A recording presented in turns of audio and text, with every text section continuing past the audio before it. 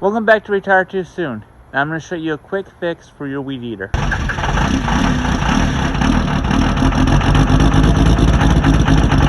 Welcome back, boys and girls, and I hope you like this content. If it's helpful, please give it a thumbs up and subscribe. So let's jump right into it. This is the weed eater that is broken. I'm going to show you how to fix it.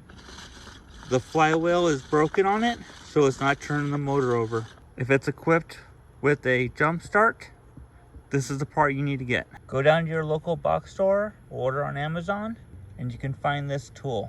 It hooks to any drill. It says drill side, put it in, gives you the direction to turn it in, put it on the high setting, goes in the back of the weed eater where it says jump start. I haven't started yet, so this is gonna be a cold start.